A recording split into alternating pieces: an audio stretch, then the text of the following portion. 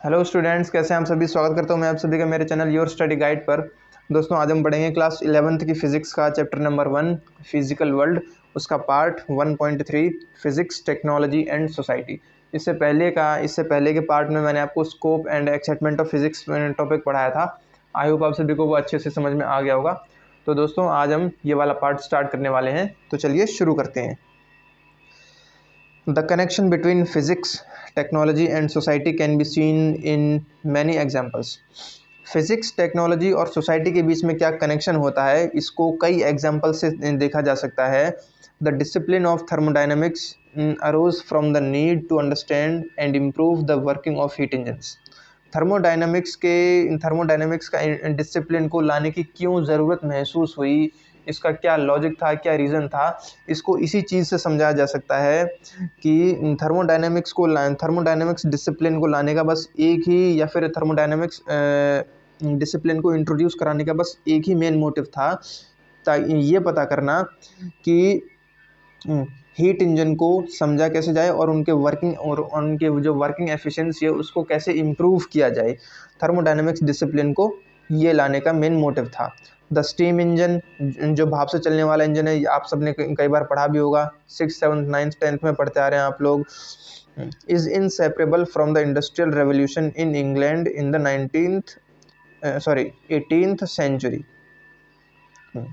as we know, is inseparable from the industrial revolution. अच्छा, हाँ, steam engine 18th century में England में एक जो रेवोल्यूशन हुआ था, इंडस्ट्रियल रेवोल्यूशन, जो स्टीम इंजन है इसको हम उससे सेपरेट नहीं कर सकते। क्यों नहीं कर सकते, इसके बारे में हम आगे पढ़ेंगे। Which had great impact on the course of human civilisation, और इसका जो ह्यूमन सिविलाइजेशन था उसके कोर्स पे बहुत ही स्ट्रॉन्ग इम्पैक्ट पड़ा था। Sometimes technology gives rise to new physics, कई बार टेक्नोलॉजी जो है वो न्यू फिजिक्स को क्रिएट करती है, ठीक है। Eight other times physics generates new technology, और कई दूसरे टाइम्स पे फिजिक्स जो है वो न्यू टेक्नोलॉजी को भी जनरेट करती है। जैसे इसका एक एग्जांपल है, an example of the latter is the wireless communication technology that followed the discovery of the basic laws of electricity and magnetism in the 19th century। और इसका एक एग्जांपल भी है वायरलेस कम्युनिकेशन टेक्नोलॉजी, ठीक है, जिसमें basic laws of electricity को follow किया जाता है, और जिसमें बेसिक लॉज ऑफ इलेक्ट्रिसिटी को डिस्कवर भी किया गया था, ठीक है। और मैग्नेटिज्म के बारे में भी, मैग्नेटिज्म जिसको 19th सेंचुरी में डिस्कवर किया गया था।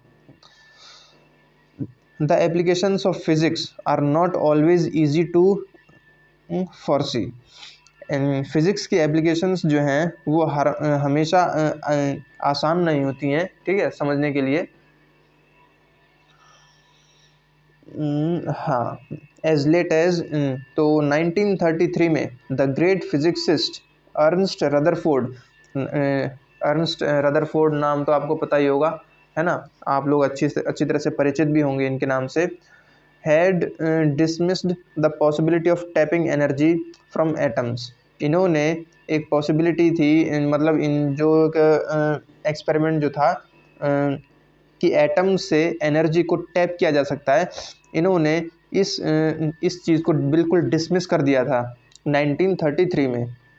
But only a few years later, लेकिन सिर्फ कुछ ही सालों बाद 1938 में Hahn and Meitner discovered the phenomena of neutron induced fission of uranium. लेकिन 1938 में हाहन और मेटनर ने न्यूट्रॉन इंड्यूस्ड फिजियन, जो कि यूरेनियम के अंदर होता है, इसके फिनोमेना को डिस्कवर किया था, which would serve as the basis of nuclear power reactors.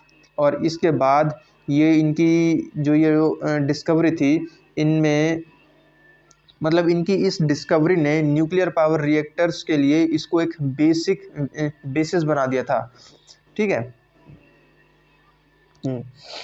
And nuclear weapons के लिए और न्यूक्लियर पावर रिएक्टर्स के लिए इन्होंने ये neutron induced fission of uranium, इसकी जो डिस्कवरी थी, ये बिल्कुल ही बेसिस बन गई थी इन दोनों चीज़ों के लिए। Yet another important example of physics, और इसके अलावा अगर हम फिज़िक्स की दूसरे एग्जाम्पल की बात करें तो वो है कि giving rise to technology is the silicon chip. हाँ, ये वाला इम्पोर्टेंट है। ऐसी टेक्नोलॉजी जिसमें सिलिकॉन चिप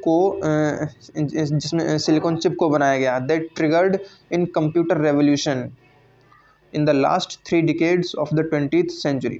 सिलिकॉन चिप जो है लास्ट 20th सेंचुरी के 3 डिकेड्स में इसको कंप्यूटर रेवोल्यूशन में ट्रिगर किया गया था। मतलब इससे कंप्यूटर में बहुत ही मेजर रेवोल्यूशन हुआ था।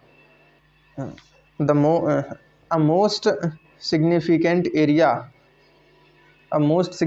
area to which physics has and will contribute is the development of alternative energy resources. Physics का एक सबसे मोस्ट सिग्निफिकेंट एरिया जो है वो ये भी है कि फिज़िक्स जो है वो अल्टरनेटिव एनर्जी रिसोर्सेज के बारे में कंट्रीब्यूट भी करती है। जैसे कि the fossil fuels of the planet are dwindling fast and there is an urgent need to discover new and affordable sources of energy. जैसा कि आप लोगों को पता ही है कि फॉसिल फ्यूल्स जो हैं वो लिमिटेड हैं, है ना, इसको ड्विंडलिंग बोलेंगे। हाँ, तो प्लैनेट के जो फॉसिल फ्यूल्स हैं वो ड्विंडलिंग हो रहे हैं, मतलब यानी ऑलमोस्ट, मतलब यानी धीरे धीरे ख़त्म होते जा रहे हैं, और जो हमें बहुत ही ज़्यादा अर्जेंट ज़रूरत है new and affordable sources of energy. ठीक है, न्यू और अफोर्डेबल सोर्सेज ऑफ एनर्जी को डिस्कवर करने की। वैसे ये कोई बड़ी मेजर प्रॉब्लम नहीं है, देखा जाए तो अगर हम सोलर एनर्जी का यूज़ करें तो ये भी बहुत ज़्यादा अच्छा है, क्योंकि इजराइल कंट्री के बारे में आपने सुना होगा, उसमें 70% हाउसेज जो हैं, घर जो हैं, उनको वो सोलर इलेक्ट्रिसिटी का ही यूज़ करते हैं। तो देखा जाए तो इसका सॉल्यूशन हमारे पास लगभग है, लेकिन देखते हैं आगे और भी कौन से सॉल्यूशंस निकाले जा सकते हैं।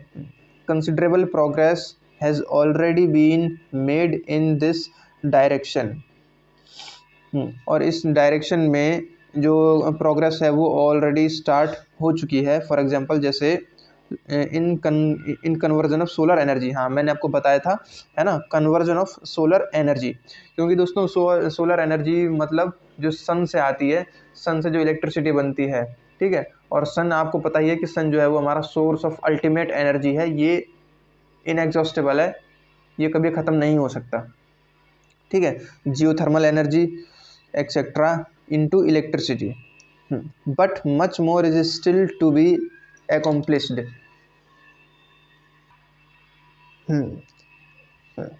Is still to be accomplished. Table 1.1 lists some of the great physicists, their major contribution and the country of origin. Table 1.1 है दोस्तों, इसी पेज में है, वो नीचे है ना, ये जो आप ब्लू पार्ट देख रहे हैं ना, ये लिखा हुआ है, ये वाला, ये इसी में ये टेबल 1.1 दे रखा है। इसमें इस टेबल में लिखा हुआ है कुछ ऐसे ग्रेट साइंटिस्ट जिन्होंने अपना अपना मेजर कंट्रीब्यूशन दिया है, और वो कौन कौन सी कंट्री से आते हैं। You will appreciate from this table the multicultural international character of the scientific endeavor. Table 1.2 lists some important technologies, और टेबल 1.2 में कुछ important टेक्नोलॉजीज़ के नाम दिए गए हैं, और फिज़िक्स के कुछ प्रिंसिपल्स के नाम भी दिए गए हैं। Obviously these tables are not exhaustive, और ये टेबल्स जो हैं ये एग्जॉस्टेबल नहीं है। We argue to try to add many names and items to these tables with the help of your teachers. Good books and websites on science. Science के ऊपर कई सारी अच्छी अच्छी किताबें भी हैं, वेबसाइट्स भी हैं। You will find that this exercise is very educative and also great fun, और आप लोग देखेंगे कि ये एक्सरसाइज जो है वो बहुत ही इंफॉर्मेटिव है, एजुकेटिव है, और इसमें आपको बहुत ज़्यादा मज़ा भी आएगा। And assuredly it will never end, the progress of science is unstoppable, और आप लोगों को पता ही है कि साइंस जो है अनस्टॉपेबल है, साइंस में डिस्कवरीज अनस्टॉपेबल हैं, साइंस में न्यू डिस्कवरीज डेली होती रहती हैं दोस्तों। Physics is the study of nature and natural phenomena. Physics जो है वो नेचर और नेचुरल फेनोमेना की एक टाइप से स्टडी ही मानी जाती है। Physicists try to discover the rules that are operating in nature on the basis of observations, experimentation and analysis. Physics deals with certain basic rules, laws governing the natural world. ठीक है, तो दोस्तों आज हम बस यहीं तक पढ़ेंगे, ठीक है, क्योंकि ये टॉपिक भी बहुत ज़्यादा लंबा है। जो हमने अभी तक यहाँ पे पढ़ा है, मैंने इसमें पढ़ा है, वो मैं आपको बता देता हूँ कि फिज़िक्स जो है वो नेचुरल फेनोमेना और नेचर की स्टडी है। साइंटिस्ट जो हैं, साइंटिस्ट नेचर में होने वाले ऑपरेशंस को कैसे डिस्कवर करते हैं, उनके लिए कौन कौन से रूल्स को डिस्कवर करना पड़ता है, और ये सब होता है उनकी ऑब्जर्वेशन पे, जो वो एक्सपेरिमेंट करते हैं और उस एक्सपेरिमेंट से जो रिजल्ट निकलता है उसको एनालाइज करके साइंटिस्ट इन सब चीज़ों का पता लगाते हैं। फिज़िक्स जो है वो कुछ बेसिक रूल्स और लॉज के साथ भी गवर्न करती है, यानी डील करती है, जो नेचुरल वर्ल्ड को चलाते हैं। तो दोस्तों आज की क्लास बस यहीं तक थी। आई होप मेरा तरीका आप सभी को समझ में आया होगा। अगर समझ में आए तो प्लीज़ दोस्तों वीडियो को लाइक करें, शेयर करें, सब्सक्राइब करें। मिलेंगे नेक्स्ट क्लास में, तब तक के लिए थैंक यू।